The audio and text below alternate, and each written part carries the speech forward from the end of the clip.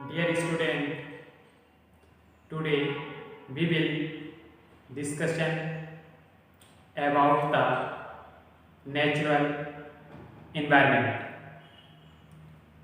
Students, geography के अंतर्गत हमने फर्स्ट चैप्टर में इन्वायरमेंट के बारे में स्टडी की कि इन्वायरमेंट क्या है, व्हाट इज द एनवायरनमेंट, और उसके बाद हमने इन्वायरमेंट के बारे में बारीकी से देखा और उनके कंपोनेंट ऑफ द एनवायरनमेंट भी पढ़े। तो आज हम जो हमारा टॉपिक है आज वो है नेचुरल एनवायरनमेंट कि प्राकृतिक पर्यावरण क्या है। ये जानना हमें बहुत आवश्यक है कि नेचुरल एनवायरनमेंट है क्या चीज। नेचुरल एनवायरनमेंट के अंतर्गत आता है वाटर, आता है लैंड, आता है एयर, आती है एनिमल्स आते हैं और अदर्स कंपोनेंट्स आते हैं, जिससे कि हम अपने अर्थ के सराउंडिंग जो भी देख रहे हो इन्वायरमेंट किसमें आते हैं, नेचुरल इन्वायरमेंट के अंतर्गत आते हैं। जो हमारे प्राकृतिक पर्यावरण है, हमारे प्लांट्स हैं, तो ये सब क्या है, ये नेचुरल इन्वायरमेंट है। तो नेचुरल इन्वायरमेंट हमने जाना कि नेचुरल इन्वायरमेंट के अंतर्गत क्या आते हैं, पेड़ पौधे आते हैं, जीव जंतु आते हैं, हमारी जो ये जमीन है, भूमि आती है, एयर्स हवाएं आती है, आपका वाटर मतलब पानी, ये सब चीजें हैं। जो हमारा जल है वो भी इन्वायरमेंट के अंतर्गत आता है, इसके अंतर्गत नेचुरल इन्वायरमेंट के अंतर्गत। तो ये नेचुरल इन्वायरमेंट के सिम्टम्स हमें जो कि वर्षा हो रही है, ये क्या है, नेचुरल इन्वायरमेंट है। तो हमने इससे अंतर्गत फर्स्ट टॉपिक है हमारा डोमेन्स ऑफ द एनवायरनमेंट कि पर्यावरण का क्षेत्र, जो पर्यावरण के क्षेत्र है वो क्या है। इसको हम जानेंगे कि डोमेन्स ऑफ द एनवायरनमेंट क्या है। नंबर 1 है, आप देख रहे हैं कि जो हमारी अर्थ है उसको हमने इस तरीके से क्या क्या है, डिवाइड किया है। डिवाइड क्या है, तो इसमें हमारे जो डोमेन्स है एनवायरनमेंट की वो इस प्रकार से है। जैसे कि मैंने ये वाला डोमेन्स लिखा और ये वाला लिखा, इसके अलग अलग पार्ट बना रखे। सबसे पहले मैं लिथोस्फीयर के बारे में बात करूंगा कि लिथोस्फीयर क्या होता है। इसे हिंदी में लिथोस्फीयर को कहा जाता है आपका स्थलमंडल। लिथोस्फीयर को क्या कहा जाता है, स्थलमंडल कहा जाता है। तो स्थलमंडल किस प्रकार से नेचुरल एनवायरनमेंट से रिलेटेड है। स्थलमंडल के अंतर्गत आप कह सकते हैं कि आपके स्थलमंडल के अंतर्गत जो हमारा क्रस्ट है, जो हमारे लैंड की जो क्रस्ट है, मतलब वो आती है, जिसमें कि जो ऊपरी सतह होती है हमारी जमीन की, भूमि की जो ऊपरी सतह होती है वो क्रस्ट कहा जाता है उसको। वो आपके किसके अंदर आती है, लिथोस्फीयर के अंतर्गत आती है, जो हमारी भूमि है, जिसपे हमारे आप फसल उगाते हैं और पशुओं के लिए चारागाह होता है, जिसपे पेड़ पौधे उगते हैं, वो किसके अंतर्गत आते हैं, लिथोस्फीयर के अंतर्गत आते हैं। ये जो भी है ये टोटल ये लिथोस्फीयर हमारा ये वाला पार्ट है, ठीक है। इसको हम हिंदी में कहते हैं स्थलमंडल, ठीक है। इसको हम हिंदी में क्या कहते हैं, स्थलमंडल कहते हैं। इसमें लिख लेता हूं स्थलमंडल। स्थलमंडल हम इसे किस में कहते हैं, हिंदी में कहते हैं। और उसके बाद आ जाता है आपका हाइड्रोस्फीयर। हाइड्रोस्फीयर कह सकते हैं आपको, इसको हम हिंदी में जलमंडल कहते हैं, जो हमारा जल से घिरा हुआ क्या है, एरिया है, किसके अंतर्गत, अर्थ में जो जल से घिरा हुआ एरिया है उसे क्या कहा जाता है, हाइड्रोस्फीयर, जिसे कि हम जलमंडल कहते हैं, जलमंडल कहते हैं। हिंदी में इसे क्या कहते हैं, हम जलमंडल कहते हैं हिंदी में, ठीक है। और सबसे ज्यादा जो मात्रा है वो हमारे हमारे अर्थ के ऊपर किसकी है? जल की।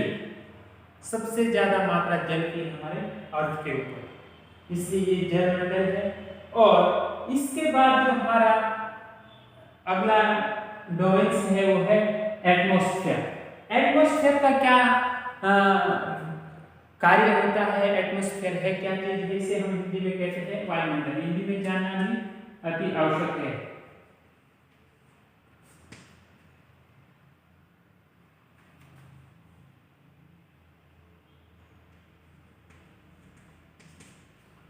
इसे कहते हैं हम हिंदी में वायुमंडल। इसको जानना अति आवश्यक है कि वायुमंडल क्या है। जो हमारे वायुमंडल आप कह सकते हैं, जिसमें हमारी ओजोन परत है, बहुत सारी परत है, वो किसके अंतर्गत आती है? एटमॉस्फेयर के अंतर्गत आती है, जिसमें मौसम का क्या होता है? चेंजिंग होता है। जो हमारा क्लाइमेट है वो चेंज होता है, जिसमें आपका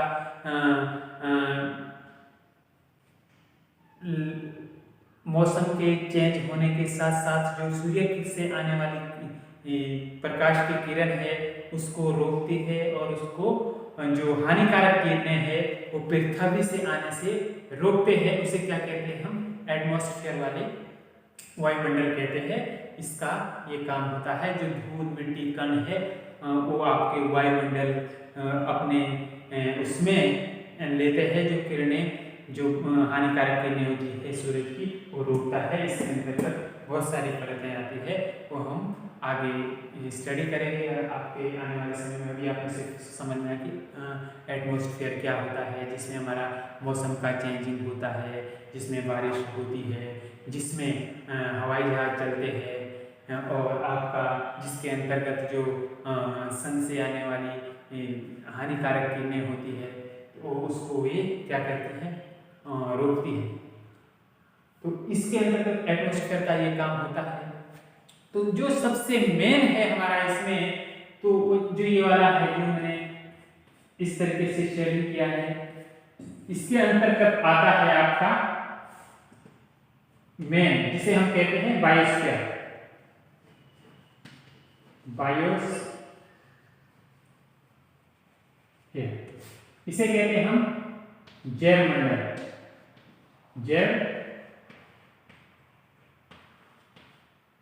इसे हम जैवमंडल कहते हैं। ये जो ये बायोस्फीयर होता है, जैवमंडल, इसमें जीव जंतु आते हैं। एनिमल्स, सारे जो भी जीव जंतु है, प्लांट्स है, एनिमल्स है, ये सब से मिलकर बना होता है। इसे कहते हैं हम बायोस्फीयर और जैवमंडल, जिसके अंतर्गत जीव जंतु और हर प्रकार के जीव जंतु आते हैं, जिसमें इंसान हो गया, आपका पशु पक्षी, प्लांट्स हो गए, और ये सब जो इसके पार्ट है ना, इसके पार्ट में इसी में आते हैं। हाइड्रोस्फीयर आ गया, एटमॉस्फेयर आ गया, और लिथोस्फीयर आ गया। तो ये सब इसके अंतर्गत आते हैं। जो ये मेन है, जो ये बीच का है, ये ऐसा है जिसमें जीव जंतु निवास करते हैं। तो इस चीज का एक बहुत अधिक महत्व है। ये आपका डोमेन्स ऑफ इन्वायरमेंट है, जिसका कि बहुत अधिक महत्व है। किस प्रकार से कह सकते हैं? आपकी domains of the environment. Domains of the environment है ये, जिससे कि आप कह सकते हैं कि जो भी हमारी नेचुरल इन्वायरमेंट है, तो उसका सबसे मेन जो बिंदु है वो क्या है? डोमेन्स ऑफ द इन्वायरमेंट, कि पर्यावरण के क्षेत्र क्या क्या है। तो इसमें हमने सबसे पहले पढ़ा लिथोस्फीयर, और उसके बाद सेकंड में पढ़ा हमने हाइड्रोस्फीयर, जिसको हम जलमंडल कहते हैं, और लिथोस्फीयर को हम स्थलमंडल कहते हैं। और उसके बाद पढ़ा हमने एटमॉस्फेयर। एटमॉस्फेयर को हम वायुमंडल कहते हैं, जिसमें मौसम का चेंज होता है और सूरज से आने वाली किरणों को रोकते हैं। और इन सब तीनों डोमेन से जो बना हुआ है वो क्या कहते हैं? बायोस्फीयर, जिसे कि हम जैवमंडल कहते हैं।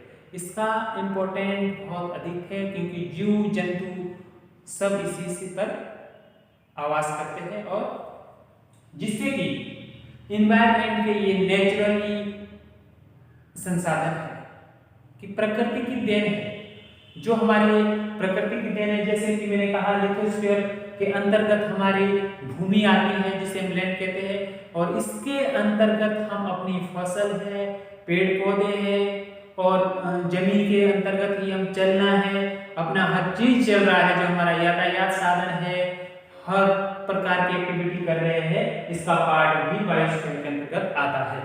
और इसलिए लिथोस्फीयर का बहुत ही महत्व है नेचुरल एनवायरनमेंट के अंतर्गत। और हाइड्रोस्फीयर जो आपका जलमंडल है, इसका तो बहुत अधिक महत्वपूर्ण है। ये सबसे ज्यादा जो अर्थ पर सबसे ज्यादा है वो है आपका हाइड्रोस्फीयर। इसमें इतने ज्यादा जल है जो कि एक बहुत इंपॉर्टेंट है।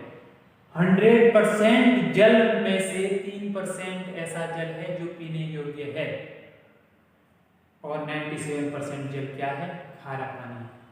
तो इसलिए आप कह सकते हैं कि ये हाइड्रोस्फीयर है, जलमंडल है, इसमें आपके समुद्री जहाज चलते हैं, और हमारा जल है जिससे कि जीवन, सभी जीव जंतु आप कह सकते हैं, ह्यूमन बींग्स एंड एनिमल्स सब इस पर निर्भर होते हैं। तो इसका पार्ट भी आपका बायोस्फीयर के अंतर्गत आता है। ये किस तरीके से बनाना।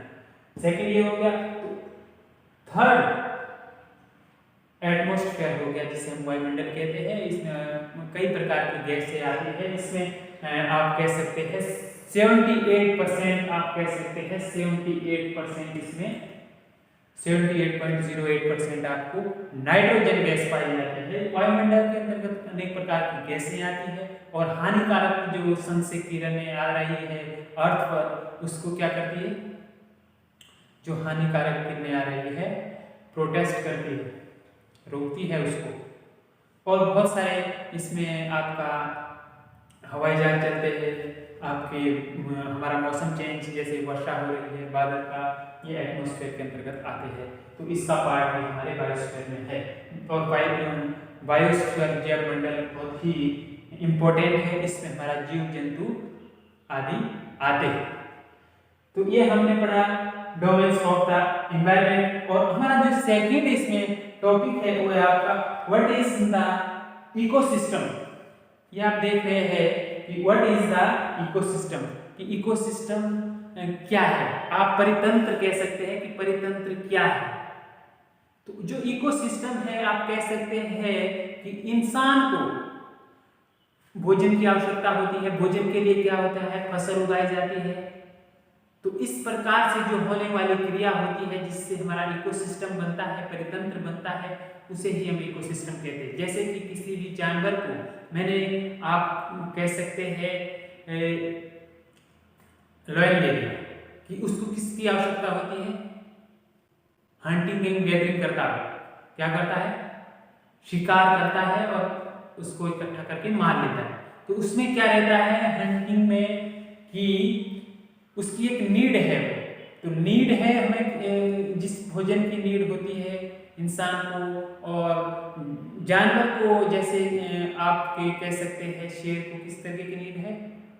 शिकार की नीड है। तो वो शिकार जो करता है, जो एक दूसरे पर निर्भर होना ही क्या कहलाता है? इकोसिस्टम कहलाता है। इसमें आप साफ साफ समझ सकते हैं कि हम जो इंसान है एक दूसरे पर निर्भर करता है। जैसे आप कह सकते हैं एक चूहा है, चूहे अनाज खाता है, तो उसके लिए अपना क्या करता है? दिनचर्या में अपना प्रयास करता है। और चूहे को कौन खाता है? बिल्ली खाती है। तो ये क्या चल रहा है? सर्कल चल रहा है। तो इसी प्रकार से जो सर्कल चलता है कि एक दूसरे पर निर्भर होना, उसे क्या कहा जाता है? इकोसिस्टम कहा जाता है। What is the ecosystem? यही इकोसिस्टम है। ठीक है। आप कह सकते हैं कि जैसे कि आप केरला का एक इन्वायरमेंट अलग है, वहाँ पर पेड़ पौधे बहुत अधिक है। और उसी प्रकार से यदि राजस्थान की बात की जाए, राजस्थान एक डेजर्ट एरिया है, जहाँ एक रेगिस्तान है, जहाँ पर आपके पेड़ पौधे कम है, वहाँ का एनवायरनमेंट चेंज है। और उस एनवायरनमेंट के अनुसार से ही लोगों का एक सिस्टम है जीने का। उस चीज को जानने के लिए आप कह सकते हैं कि ये क्या है? चेंजिंग है। चेंजिंग है, क्लाइमेट के अनुसार से चेंजिंग है, और उसके अनुसार से हमारा जीने का तरीका भी अलग है। जो एक जीने का तरीका है, एक दूसरे पर निर्भर होना है, वही इकोसिस्टम कहलाता है। ये इन्वायरमेंट बहुत इम्पोर्टेंट है ह्यूमन बीइंग के लाइफ में, इसका होना बहुत ज़रूरी है। मैं बार बार कहता हूँ कि पेड़ पौधे अधिक से अधिक लगाएं, जिससे हमें शुद्ध हवा आए और अपने जीवन पर एक अच्छे से जीवन जी सके हम, जिससे कि हमारा अच्छा एनवायरनमेंट हो। तो इसके अंतर्गत हमने ये सेकंड टॉपिक भी पढ़ा, और उसके बाद जो हमारा लास्ट टॉपिक है इस एनवायरनमेंट चैप्टर का, वो है ह्यूमन एनवायरनमेंट कि मानव पर्यावरण क्या है। बहुत इंपॉर्टेंट है ह्यूमन एनवायरनमेंट। जो लास्ट टॉपिक है हमारा, वो है आपका ह्यूमन एनवायरनमेंट की मानव पर्यावरण क्या है। ह्यूमन एनवायरनमेंट कह सकते हैं आपकी इंसान के दिनचर्या एक एनवायरनमेंट से क्या रिलेशन है। एनवायरनमेंट का, जैसे कि आप कह सकते थे कि मैं आदि मानव की बात करता हूँ, आदि मानव के समय भी एनवायरनमेंट एक था, लेकिन वो उससे परिचित नहीं थे क्योंकि उन्हें उतना ज्ञान नहीं था। उन्होंने धीरे धीरे अपनी आवश्यकता के अनुसार उन्होंने अपने जो क्षेत्र को चेंज करते रहते थे। वो अधिकतर रिवर्स के किनारे रहते थे, जिससे कि उन्हें वहाँ से पानी मिलता था, और गुफाओं में, आप कैफ में क्या करते थे, स्टे करते थे, जिससे कि बारिश से बचा जा सके। जिस प्रकार की उन्हें आवश्यकताएं होती थी उस प्रकार से हो, और जहाँ पर जानवर वगैरह मिलते थे शिकार करने के लिए, हंटिंग गैदरिंग के लिए, वहाँ पर ही आदि मानव निवास करते थे। तो वो अपने क्लाइमेट और अपने नीड के अकॉर्डिंग चलते थे। तो आप कह सकते हैं जिस समय मानव का वो हो रहा था, विकास हो रहा था, डेवलपमेंट हो रहा था, तो उसी समय से लेकर एनवायरनमेंट रूबरू था। तो इन्वायरमेंट्स का अलग अलग महत्व था। सिविलाइजेशन में इन्वायरमेंट इतना रूबरू हुआ था कि उनके पास इतना स्वच्छता का बहुत ही अच्छा इम्प्रूवमेंट था, जिससे कि उनकी जो नालियाँ थी, सिविलाइजेशन सिंधु घाटी सभ्यता थी, वो बंद रहती थी नालियाँ, और उसके अंतर्गत पानी जाता था, जो गंदा पानी रहता था। आज भी हम 21वीं सदी में चल रहे हैं, फिर भी इन्वायरमेंट में आप देखेंगे हर जगह नालियाँ बंद नहीं होगी, इतना गंदी नालियाँ होगी, इतना गंदा होगा मार्केट में। लेकिन सिविलाइजेशन के टाइम में इतना अच्छा रूबरू था इंसान एनवायरनमेंट से, इतनी स्वच्छता से एक उनकी सड़कें होती थी और नालियाँ प्रॉपर बनी होती थी। तो इस प्रकार से इन्वायरमेंट शब्द आप कह सकते हैं कि काफ़ी पुराना है, लेकिन वो इन्वायरमेंट जो ह्यूमन्स ने थे उनको नहीं था मालूम कि इन्वायरमेंट, उनको स्वच्छता से मतलब था कि एक साफ सफाई जीवन में बहुत आवश्यक है। इस प्रकार से हम कह सकते हैं कि इन्वायरमेंट का होना बहुत आवश्यक है। तो ह्यूमन्स बीइंग में ये था, आप कह सकते हैं चेंजिंग सिस्टम, जिसे कह सकते हैं वस्तु विनिमय, कि एक वस्तु से दूसरी वस्तु का चेंज करना, ये आपके पहले के टाइम में था। पास्ट टाइम में ऐसी घटनाएं थी कि हम पैसे को हम उससे कोई रिलेटिव नहीं, exchange with the money, not कोई भी सिस्टम नहीं था कि आप पैसे को उससे चेंज करो, ऐसा कुछ नहीं। पैसा के बदले आप राशन ले रहे थे, इस तरीके का सिस्टम नहीं था पहले। यदि आपने चावल लेना था, आपके पास चावल है और आपने आटा लेना है, तो आपको आटा उससे लेना है और उसको चावल देना है। क्या होता था ये? एक्सचेंज होना। इसे वस्तु विनिमय कहा जाता था, जिससे कि आदान प्रदान होता था और जीवन में ह्यूमन्स बीइंग अपना जीवन यापन करते थे। ये सब चीज़ें जो भी हमारे आसपास सराउंडिंग्स होती है, वो सब इन्वायरमेंट के अंतर्गत आती है। उसमें अलग अलग टाइप के इन्वायरमेंट पढ़े हमने अभी तक इस चैप्टर के अंतर्गत। हमने कंपोनेंट ऑफ इन्वायरमेंट पढ़े, उसमें हमने कई तरीके से पढ़ा कि किस किस तरीके से हमारे अबायोटिक एवं बायोटिक प्रकार से हमने पढ़ा, और इसमें हमें डोमेन्स ऑफ द एनवायरनमेंट पढ़े और इकोसिस्टम पढ़ा और ह्यूमन एनवायरनमेंट पढ़ा। इसी प्रकार से आप इस चैप्टर को पहले रीड कीजिए, जिससे कि आपको समझ में आएगा। तो जो होमवर्क मैं दूंगा उससे अच्छे से सभी स्टूडेंट्स करें और अपना फीडबैक दें, जिससे कि हम आने वाले नेक्स्ट टॉपिक में अच्छे से प्रिपरेशन कर सके। तो all the best student, take care, thank you class.